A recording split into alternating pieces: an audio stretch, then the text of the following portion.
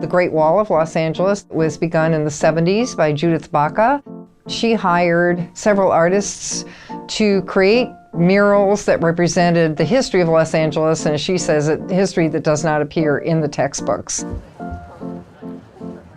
From the 16th century, from 1521 until 1822, this area was Spain. Then it became Mexico after the revolution with Spain.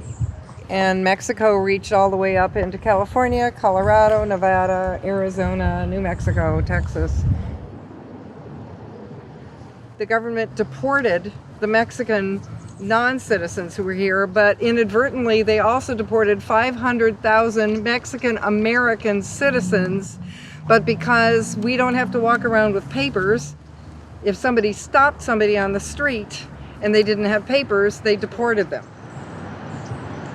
Thousands of people in the Southwest lost their land that they'd lived on for generations.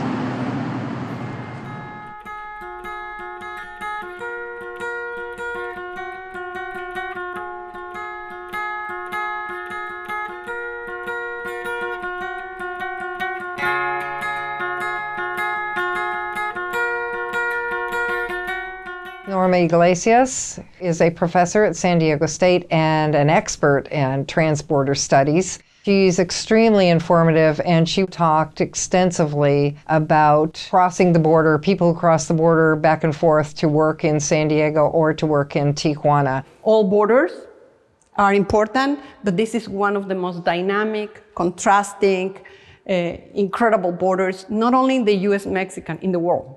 What is the narrative about this is that we have invested in security, the wall, and you are protected because of this. Two issues they're concerned. One is related with undocumented workers, and the other is illegal drugs. Mm-hmm. Both things are not stopped by a wall. You don't cross just for risk your life. You cross because there are opportunities for you. So if you work on those opportunities, and those opportunities do not exist, people don't cross. Things are more and more complex than what the solutions are. So the only explanation of the lack of connectivity in the proposed solution with the real problem is that there's one political agenda that is profitable economically, politically, and the real problem. And there's a lot of like a double discourses because there's a lot of people against this, but they are taking care of benefits of this cheap, vulnerable labor. We go to Giorgio Armani, and it's going to be cheap because here, but it's going to be $200, whatever, and the real cost of that product is maybe $4. Maybe we don't see it because this is too familiar for the US. The culture of shopping and nice shopping is nice, it's good, we enjoy, it's pleasure to buy and buy deals in an outlet, it's nice. But this is in a way confronting this idea, this model, that in order to have these prices, we need this, indirectly. And that's a paradox. That's the reason why I'm here doing research, because I'm in the center of the paradox. And our mechanisms that in a way dehumanize the other. Because of course, if we see this, I'm afraid of what is on the back. If we need this, it's because there's a real problem over there. It's an incredible investment in money, personnel, and 0.001% of the people who cross undocumented are going to cross here. The majority of the people, because of that, are forced to be to the Arizona desert. And in a way, they are trying to prevent something that is not possible to prevent, because with this concentration of wealth, what we are creating is creating more extreme poverty in the world. And the extreme poverty, instead of eliminating the desire to cross or the need to cross, people is thinking that possibility to save their life. We are not allowed to approach the wall, where the wall runs into the Pacific Ocean. People on the Mexican side can come up to the wall, they can reach through it, they can wave at us, and we are prohibited from touching the wall and going to it.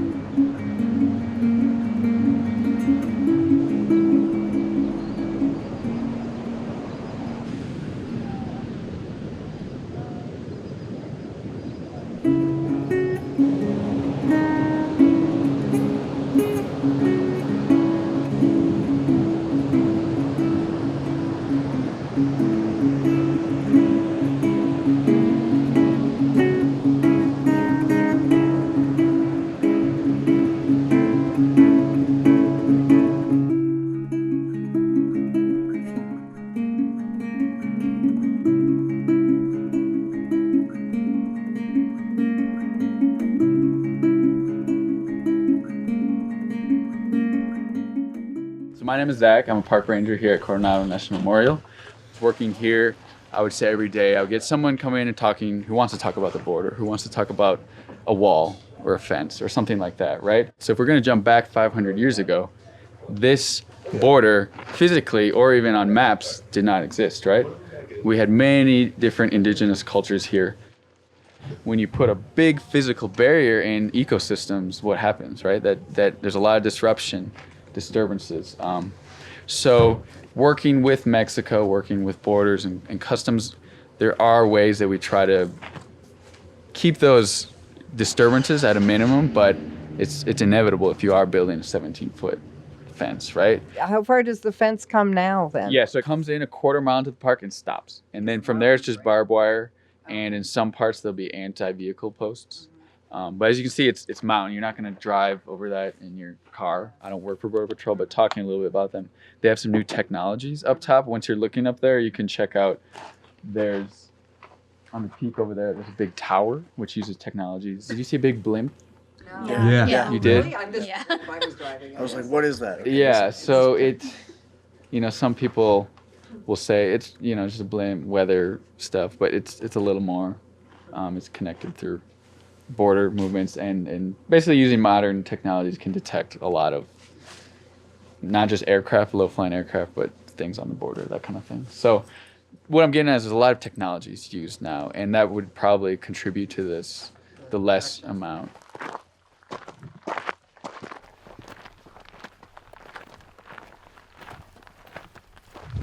Is that a snake? No. It's a rabbit. Get it. So much breathing.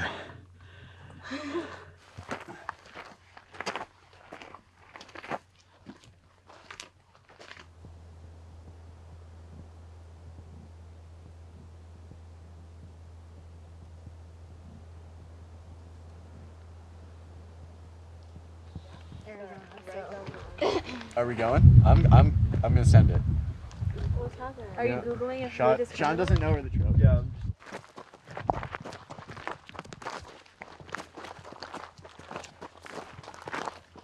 Wait. Here, look over here, everyone. Hello.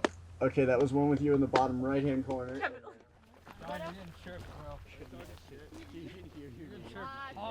and then I'll watch Sean when we're walking.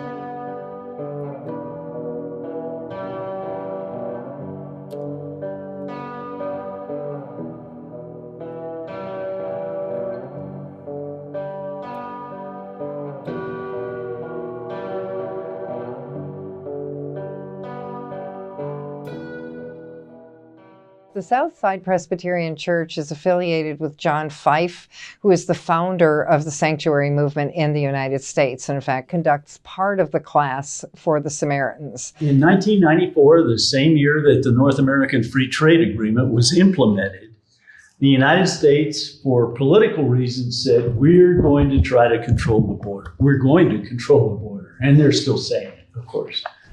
They said, if we replace in those urban areas the 8-foot cyclone fence, which is the border in those areas, with 18-foot steel walls, quadruple the number of Border Patrol agents, add technology, we believe we can seal off those urban areas from migration. And they said, we understand that once we do that, we know what's going to happen. People are going to start to go around, right? But the but was, now when they try to cross, they will have to go through their words in their planning documents were the most hazardous areas of the border. So what they succeeded in doing about the end of the 90s was funneling all the migration and drug trafficking right through the Tucson sector. And we have been the epicenter of that migration pattern ever since. Every one of those red dots is where they found a recovered human remain. If most of the death out there is from dehydration and heat stroke, we need to put water out in the desert. And so we formed an organization called Humane Borders that puts 55-gallon water drums out in sites. I think there are 45 sites now. The point was, we need to confront the Border Patrol enforcement strategy by documenting their violations of human rights in the desert, as well as saving lives. The Border Patrol tried to get us out of the desert, right?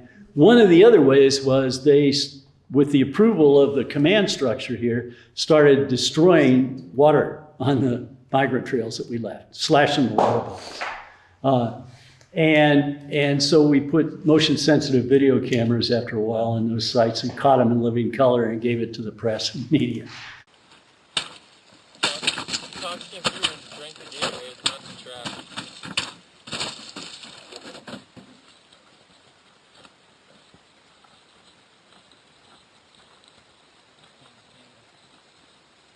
And suddenly they wanted to talk. And we reached an agreement in 2013 that recognized the camp as a humanitarian aid medical facility and recognized No More Deaths and Samaritan's volunteers as humanitarian aid workers, under international standards, Red Cross standards, as a matter of fact. And they agreed to stop slashing humanitarian aid on the trails and to train their agents in those Red Cross international standards, right? And that held for 4 years, and then we had an election last year. And so in May and June this year, the Border Patrol raided the camp again and took out migrants who were receiving medical care there, and threatened us all with charges for harboring and aiding and abetting migrants. And the courts threw out those charges. So we're 39-0 in terms of our track record with our legal advocates, winning all of them and the government not winning any.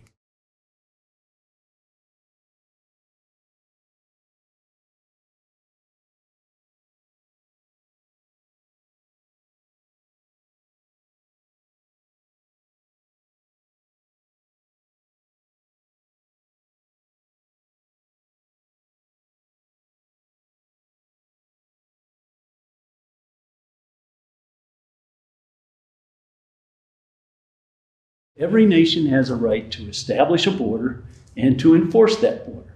They do not have a right, under human rights and international law, to kill thousands of people in that enforcement plan.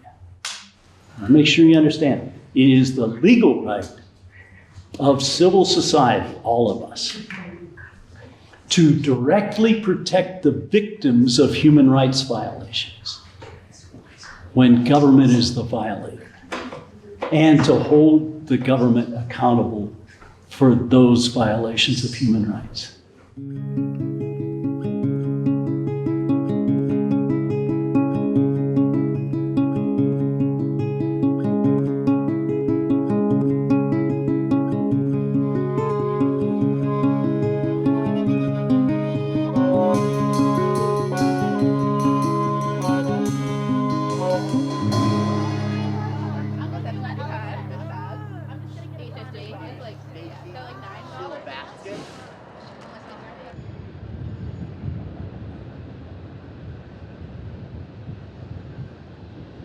They're not going to be able to let me record, but I'll record us walking in as far as I can. They take your phone. Do they take your phone?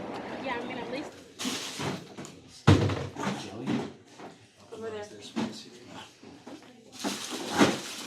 Relax, sleep calm.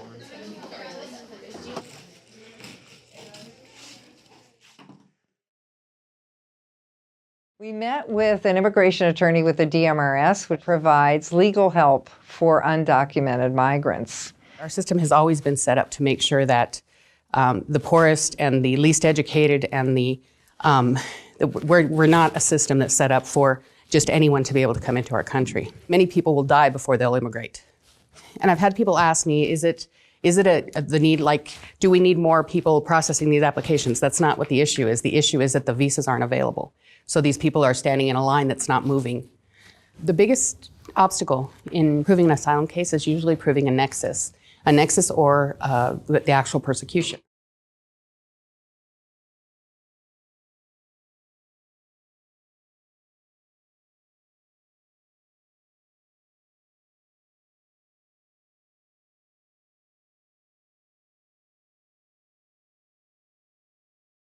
The courts in this circuit have already found that gang recruitment is not a reason to grant asylum. It's not a sufficient persecution for purposes of asylum. It's not because there's not a fear. It's not because they're basically either not proving that the government's not doing something about the problem, which the Guatemalan government, I don't know how embroiled they are with these gangs, but if nothing else, they're absolutely controlled by them.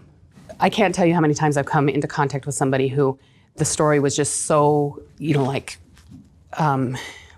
compelling to me, but I couldn't make the case. And it's just, it's heartbreaking. It's heartbreaking to know that you're basically sending someone to their death, because that's essentially what you're doing when you lose an asylum case.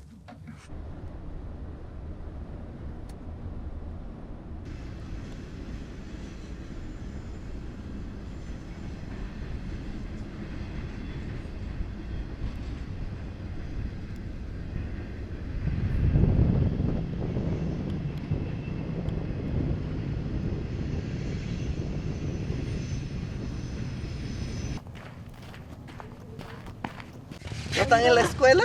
No. Yo soy mentirosa. Yo no. ¿No tienen escuela en la tarde? ¿Tú por qué estás de ¿En la huevona? mañana? Oh, por el frío no tuvieron escuela. Oh, that's why she has her grandchildren. Because Estela couldn't come, her grandchildren are with her. See, I told somebody yesterday, any cold, any rain, people don't go to school. Oh, ¿quieres que so yo they're abra? not in school right now because it's cold. ¿Cuántos años tiene? ¿4? Sí. Tenemos que irnos. Chao. We gotta go. Chao, princesa. Adiós, nos vemos. Bye bye. ¿Cómo te llamas? Gordo. Héctor se llama.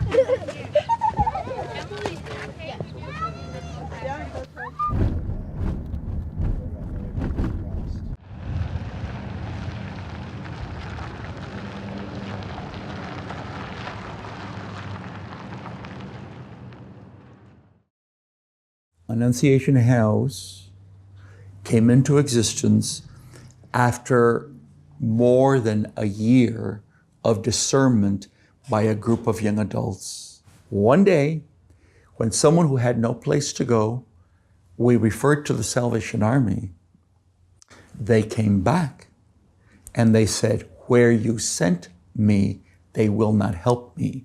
And we said, "Why? You're homeless. Why won't?" And they said, "Porque no tengo papeles," because I'm undocumented. We didn't know that in El Paso, in 1978, there were only 2 shelters, and neither of those shelters would provide lodging if someone was undocumented. What would be one of the groups that God would identify with? And the answer was very clear: the undocumented. So we started saying, then you can stay with us. And there came to be a day when in this building, we had over 115 people, all word of mouth, all of them undocumented. The numbers of people that have stayed with us are no longer in the thousands, nor even in the tens of thousands. We're now measuring them in the hundreds of thousands. The idea that if tomorrow we allow, say, 25,000 Central Americans to come in, the idea that those 25,000 people are going to increase crime, that actually is measured. And the FBI will tell you that the safest communities in the United States are communities that have large immigrant population. People don't want to hear that. People want to say, no. Look in the newspaper. Here it says, an undocumented person shot someone. Here's an article. This doctor was arrested for malpractice. All doctors must be terrible doctors. If we're going to use that way of having discussions. If we make any changes in asylum law, that people are going to come in and basically they're going to lie. They're going to lie to us and people are going to be given asylum. That's not the way asylum works. You have to document your claim. That's one of what makes it so hard to even get asylum. We are working with a woman that is presently in detention here in El Paso. She's from Ecuador. This is her application. Okay? Now tell me how easy is it for someone to show up at the bridge, at the port of entry, and say, I'm afraid, give me asylum? How easy is that? All of this was done pro bono, but it gives you an idea of what an asylum application looks like. It's very challenging. I'm one of those people that will challenge other people to define for themselves, who do I really want to be? As a U.S. citizen, why do you even want to give asylum? Why not just withdraw the United States from the convention? Let's take back, we signed up, we helped create it. Then why don't we withdraw? Why don't we just pull out and say, we don't believe in it? Why don't we do that? Because we like to think of ourselves as people that are committed to the dignity, to the viability, to the integrity of human beings. We like to see, you know that big statue in New York Harbor? We look at that statue and that fills us with pride. We like to say, that's who we are.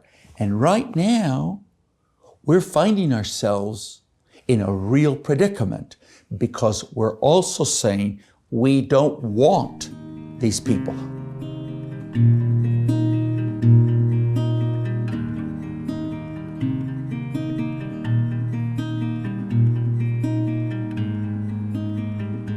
Wow, these are really reflective. Yes, Oh, I do not have shades, bro. I have to dig around. I had sunscreen at some point.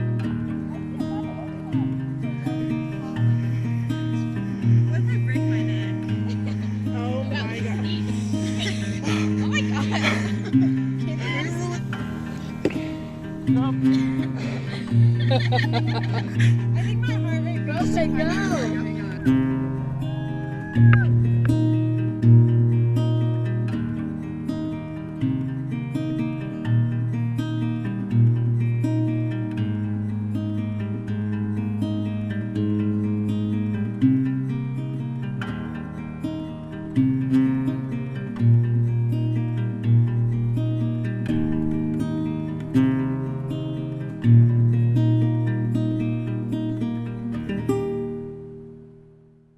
Robin Hoover has worked with the state government, with individuals to get permission to cross ranches, to put these on private property, to put these on public property, to be able to set up the water stations. And he takes us into the desert, into remote regions, shows us where the water stations are, but also tells us about his own experiences and the experiences of other people. We had 6 trucks running several times a week each.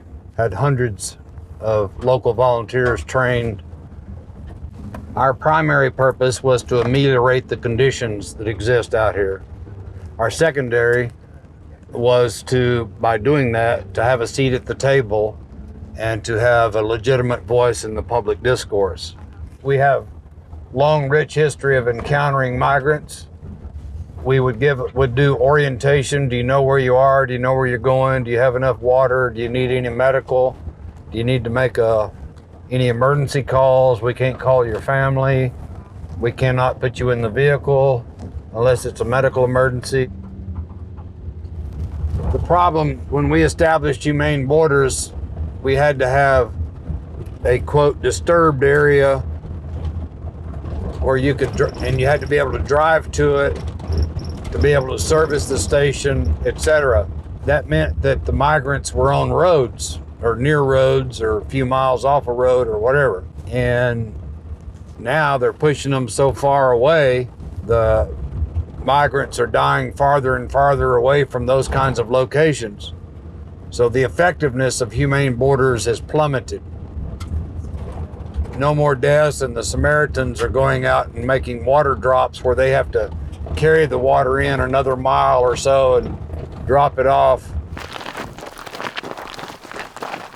We brought about 40 people out here and had a memorial service for these 3 people because we figured nobody'd ever know who the hell they were or where they're from or anything. They were all Guatemalan nationals. One woman took a .223 round across her rib cage, sternum rib cage, just a perfect slash, just Heidelberg scar style. She bent over and nearly bled out on the lap of the guy that actually was the coyote. 43 days later, that was February 8th, 2008, I think. She had a sweatshirt that was cut down below the wound, and the wound had not been taken care of completely properly. I know that because I used to be a surgical intensive care nurse. When they released him, 43 days later, he was wearing the blood-soaked jeans that she had bled out on him. That's an agency that's out of control. If you want to represent the United States, its values, its traditions, and its laws, you do not abuse people like that. You show them what the United States stands for. If you want, a cop is not a court. You have no right to pass judgment on any human being absent a court order. Period.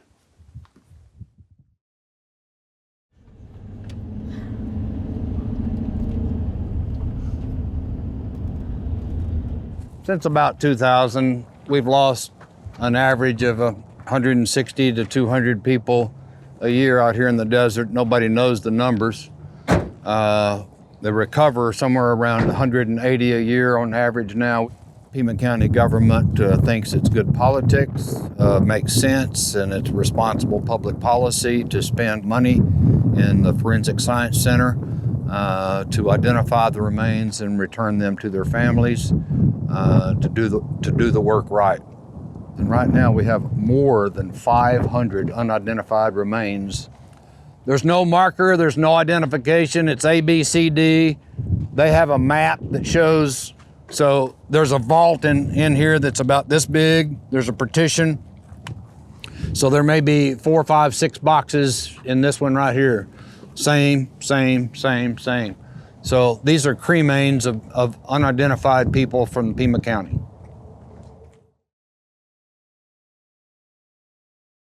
There's religion in the Humane Borders deal, and it's not just because of me. Religion is a much more powerful presence in migration than human rights. Religious groups have entirely different motivations, and they have entirely different staying power, different resources, different volunteers, different infrastructure. They've got what it takes to do migration policy impact over time. Now, I'm going to just simply describe to you what the United States is doing. You build fences, you put up surveillance, you block off areas. You saw the fence, about a third of it's built, most of it's vehicle barricades, some of it's pedestrian, some of it's bollard-style fencing, etc.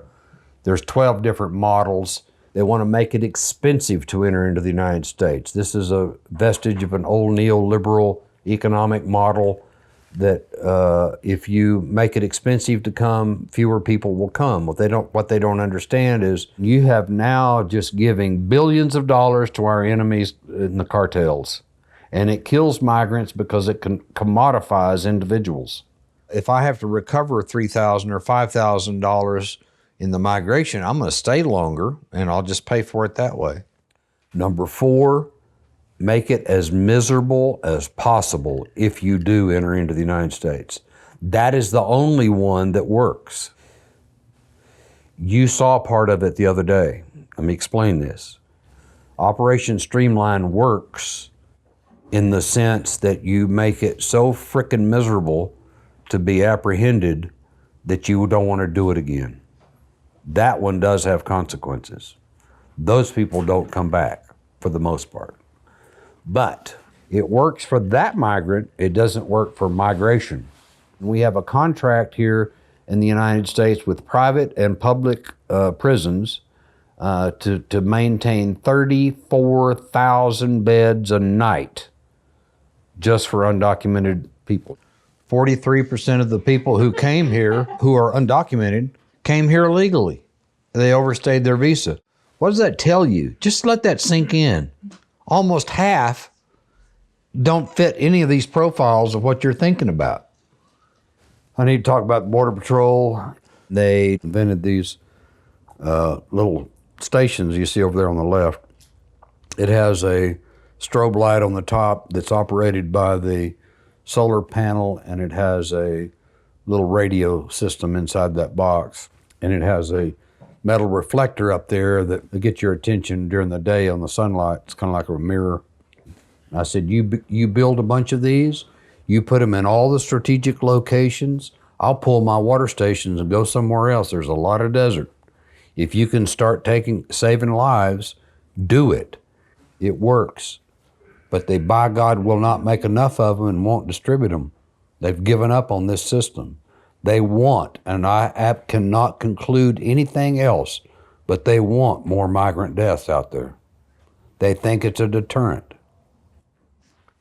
1/2 of all the Border Patrol rescues that they take credit for are self-initiated by migrants using cell phones to tell them where they are. I said, fine, let's put out more, get more cell phones out here.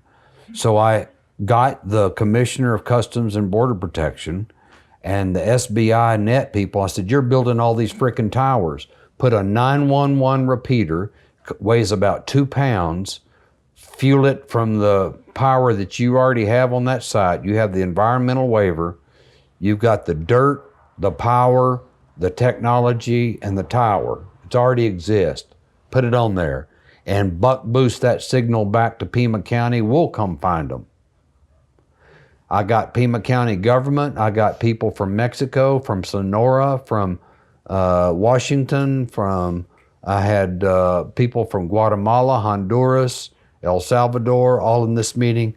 Well, we can't do that because that would be your equipment on our tower. Buy a goddamn 911 receiver and just send me the signal. I'm not coming to your tower.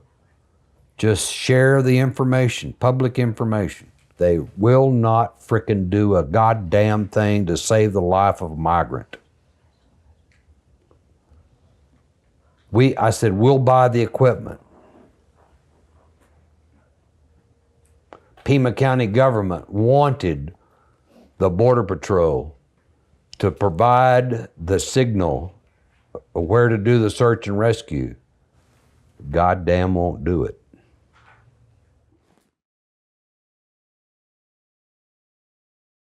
My name is Stephen. I'm a Humane Borders volunteer and board member. And we're going out today on the Buenos Aires National Wildlife Refuge run. There's 7 water stations. We have to check the water stations every week, partly because of vandalism.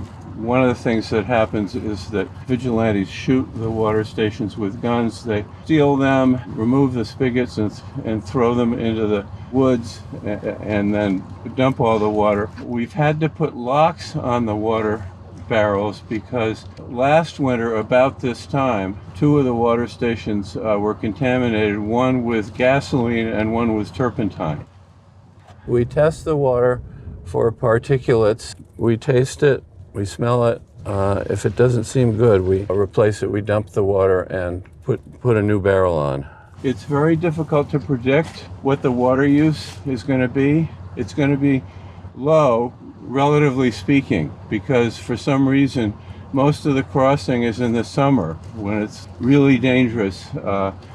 People also do freeze to death in this weather. The number of bodies in the Tucson sector is about 150 on average. The number of deaths is probably a lot more than the number of bodies that are found, because what happens is the bodies are skeletonized sometimes within just a couple of days by coyotes and birds, and then the bones are scattered by predators. So would you say if we're in the summer right now doing this, that we would possibly encounter people? Well, this is where I heard people in the brush here, but we can walk down a ways if you want. We can give people water, which we have plenty of, and some food. We have a first aid kit. Give the person or people that if they need it. Usually they have very bad blisters on their feet. But that's it. If the person is in trouble, maybe totally debilitated or even near death, then the only thing we can do is call the Border Patrol.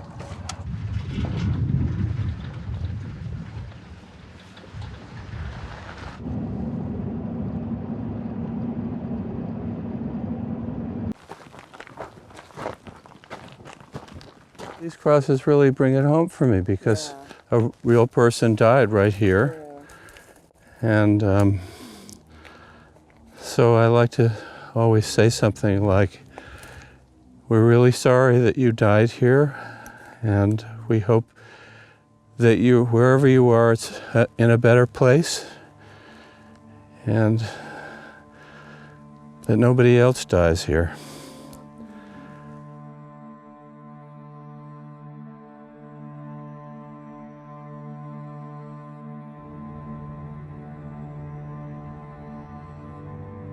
I think my students learn that when we discuss immigration, it's simply not a political issue, that it's a question of human rights and lives are on the line.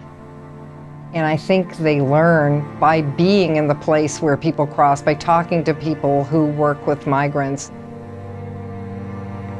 If there's a controversial topic that we need to pay attention to in this country, I really want my students to look for more information, to process the information, and to understand that you cannot discuss any issue simply. You cannot just say, this is the way it is, and that's the way it is, and I'm not going to learn anything more about it.